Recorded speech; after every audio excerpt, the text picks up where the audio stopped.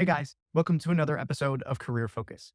Today I sit down with Lesley Hunter, who's a certified professional resume writer, and she hosts a podcast called Ask the Hiring Manager, where she sits down with decision makers in the hiring process to talk about their company, their career background, and because they're hiring, what folks should bring to the table if they're lucky enough to interview with that company.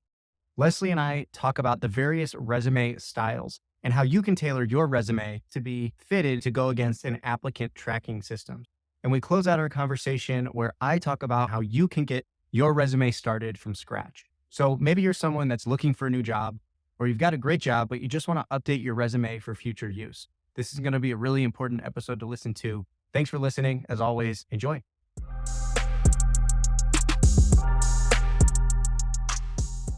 Lesley, welcome to the show. Tell our listeners just a little bit about what's keeping you busy these days.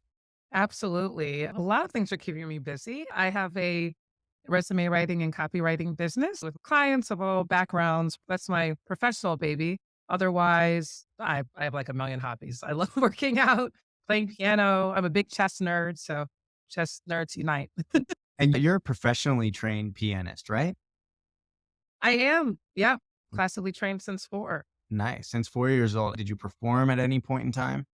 I did. So, in terms of training, that's been pretty much ongoing since I was four. My mom loves telling the story, but we first discovered my, I guess, liking for piano when I was at my aunt's house, and I would press each key one at a time versus like bang on the piano like some kids do. So, my mom said, or my aunt said, "Do you think we should put her in piano lessons?" At the time, I was three. So, they said, "Let's wait a year."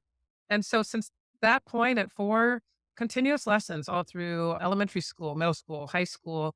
I performed a lot through what's called festivals. They're like piano festivals when I was in high school. And then if you did really well, you went to state level. So I would always rank pretty highly. And when I was 18, I was fortunate to qualify for something called the World Piano Competition, which I was Hmm. like, I don't know how I got here, but I'm like competing with all these amazing people. So, and then I went to college on a piano performance scholarship before. Yeah. So music's been a big part of my life other than my professional endeavors. Nice. You don't meet a lot of professionally trained musicians. And you and I have another connection, someone that was on your podcast that I know we'll dive into a little bit later, but Jen Litwin from the Forum, she's a professionally trained opera singer. And you had her on the show. You both went back and forth a little bit about your performance journeys. So very cool. Yes. Jennifer is an amazing person, first of all, but Mhm. yes, I know you've heard her voice too, just like a fantastic voice. So yeah, it's always great connecting with other music oriented people. For sure. So you have been a certified professional resume writer for quite some time. Tell us just a little bit about what that means ultimately. What motivated you to become a CPRW? Absolutely. So, in terms of CPRW, I believe you mentioned, it stands for Certified Professional Resume Writer. So, if someone's a writer, they don't have to be certified or have that as a credential. Obviously, having that kind of puts you in another echelon. So, I decided to go and test for that credential. And I call it the CPAs of resume writing. You literally sit through several hour long tests. I think it was like 3 hours.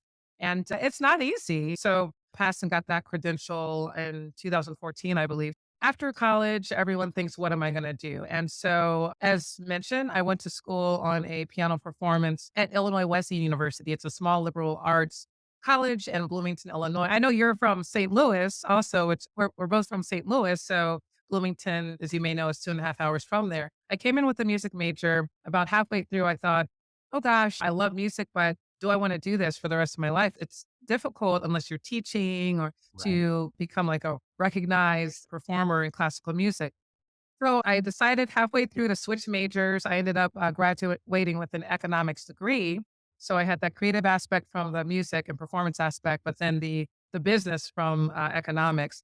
And I Mhm. thought, what am I going to do? Worked in a completely different industry in Chicago for a few years, insurance. Then I had the opportunity to move to LA and thought, okay, it's great in LA. A lot of people try to become the next big star, but I don't like to sit around and wait for callbacks. So I thought, what am I going to do for a living? I always loved writing other than piano. Writing was a skill I really enjoyed. So I looked for writing opportunities online, stumbled upon a resume writing posting, never thought about it before, but applied, passed their guidelines. And I got hired to work as a contract writer for this resume writing company. I did that. Good experience in terms of getting my feet wet. I didn't like some of the way they just turned in and out, dealt with clients in like a kind of like a factory type basis. I wanted more Mhm. of that personal connection with my clients. And so that's why I decided to launch my LLC and resume makeover. And what are the types of folks you connect with to provide that type of service to?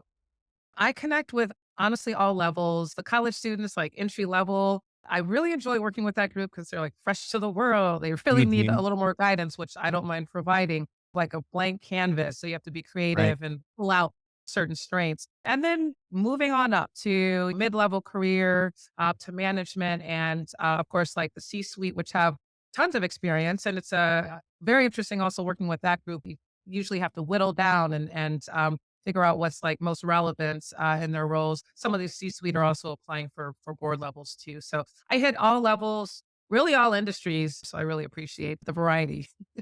Yeah. So speaking of variety, there's so many different types of resumes, and a lot of us are trained initially in a particular type. What are the few types of resumes and how do they look different and where do they apply?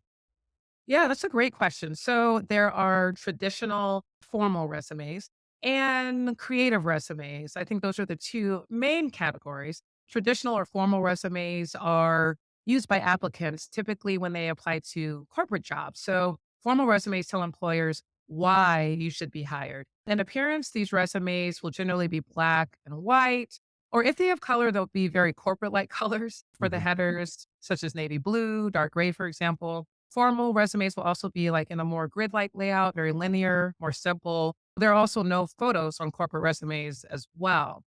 Creative resumes, on the other hand, are used by applicants applying to more creative jobs.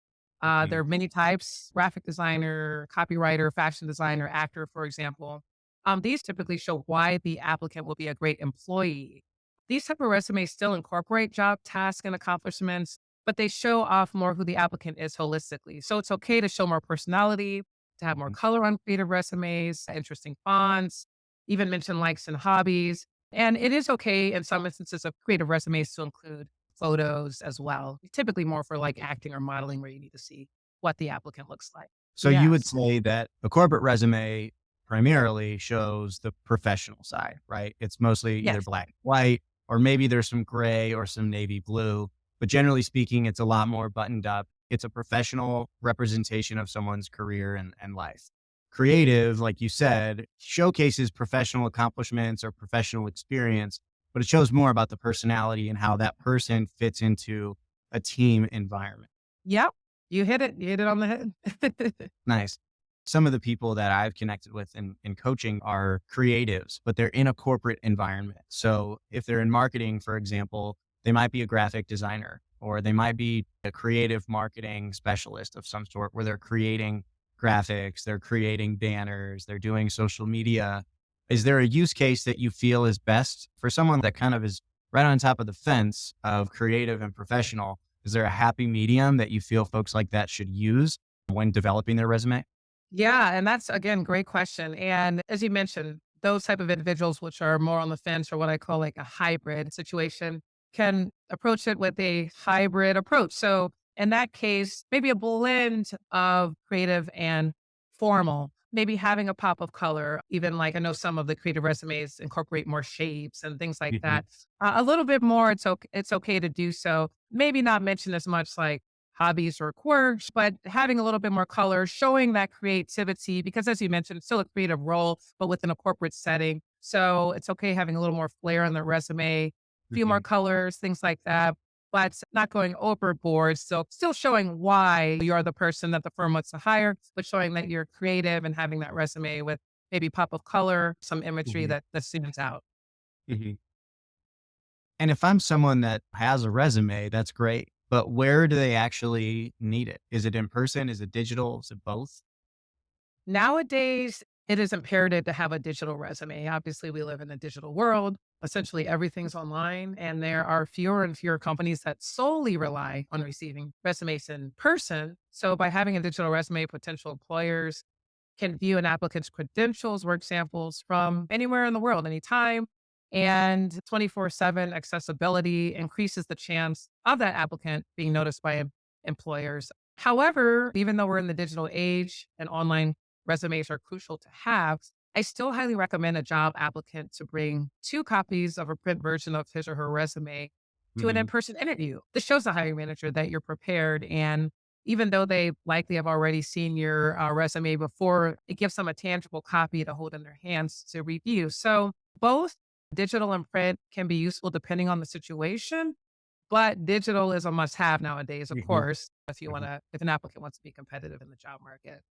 Yeah. And I think a majority of industries now having a digital resume is imperative. But I also believe that if there is in person, or even if you go to lunch with somebody in an informational meeting, sometimes it's okay to have a resume by your side, like you said, because I think it shows, even if someone never looks at it, if you're able to give them something like that, it shows a level of preparation. It shows a level Yep. of professionalism. And I think as they're walking back to their office post interview, they're going to probably look at your name one more time. There's no way to really prove that's going to help you get a job, but I do think that there's subconscious elements to having it available if and when you are interviewing in person. I totally agree. As you mentioned, it's that like intuitive, subconscious effect that it does have. And if I know it's not necessarily the professional example, but if we were to meet in person, you were to give me something physical, I would Mhm. likely remember you more, just me Mhm. specifically. So, and you're right. In the case of an interview or an informational session, as you mentioned, which I'm glad you hit upon that, that's super important nowadays. It does, as you mentioned, show that preparation, shows you put in the thought and effort, and then they're walking away with something Mhm. physical, which I think is just that tangible reminder of the person. Mhm. So, on previous episodes, I've talked a little bit about applying to jobs effectively and a little bit about resume writing. But one thing that I haven't dove too deep into thus far is an applicant tracking system or an ATS. Can you tell the audience out there a little bit about what an ATS actually is and the connection between your resume and that tool, the ATS? Absolutely. So the ATS stands for the applicant tracking system. It's a computer software that's designed to scan resumes for certain keywords and weed out the ones that don't match the job description. It's also super important because it's estimated that the ATS rejects 75% of total applicant resumes. So it's very important to apply and maximize the right keywords on an applicant's resume. And that's such an important topic today. And with that said, it's super important to have different variations of the same resume when applying to jobs for that reason to target and hit keywords. Mhm. What do you mean when you say that someone should have multiple variations of a resume? Let's say that someone is applying for a marketing coordinator role with different companies.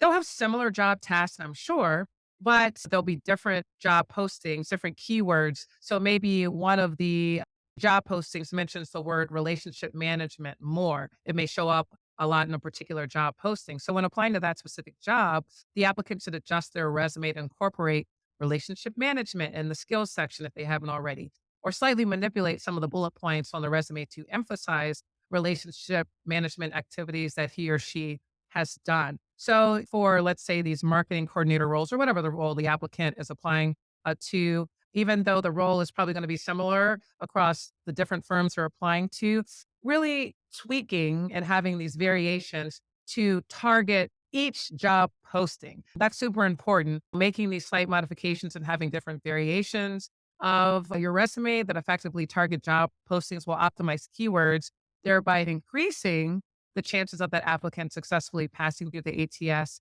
and getting them their dream job. One tip that I like to give folks about resume writing, whether you're starting from scratch or maybe you have a variation that exists already, but you're looking to tweak it, is look at the job description. And like you said, see what keywords are most consistent. If you're writing your resume from scratch, I know that there's a lot of people in my network that recently got laid off. And let's say you haven't updated your resume in a couple of years. Before you get started in writing out your resume and all of your experience or all of your accomplishments, sometimes it's good to look at job descriptions that are out there already without having your Yes. resume completed, because that helps you get your wheels spinning a little bit about how your experience relates to what the industry is asking for with new hires. And that way, when you are starting from scratch and you're putting pen to paper, you're typing it out for the first time, it's not at least the first time you've thought about it. That's a tip that I like to give folks when they're drafting their resume. Sometimes it's good to do it mentally a little bit first by looking at job descriptions and then Yes. actually start writing. That is a great tip and great advice. And I back and support what you say there. It'll also trigger that person to think, oh, okay, I should probably include this as a skill, or under skill Mhm, section, I'll put social media management or mhm, relationship management, or it's a sales job, like making sure to give those examples of how that person increased sales. So that does really trigger the person's memory and gives that guidance instead of just mhm, having a blank sheet and no direction of where to go. mhm. And your resume, I guess I would define it as a way of listing out your accomplishments and your experience, but in written form, it's a form of your brand, your professional brand. And there's other variations to that. The resume sometimes is the most important one when you're applying to jobs, but whether you're networking, you're getting connected to new folks, you're learning from other people, you're part of professional groups, your resume is not usually going to be the most relevant form of your brand to share. So if your resume is not necessarily the most relevant form of your personal brand, what are some other versions that you recommend folks creating for themselves? Yes, I appreciate that question. Also, the fact that you bring up that there are other forms of personal branding. So, although resumes are important, as you mentioned, there are other elements that complement and complete a person's branding. LinkedIn is super important nowadays. Once a person applies for a job, 80% of employers will Google the applicant. And that includes also searching their LinkedIn pages. So, it's important to have your LinkedIn up to date, consistent with what your resume says.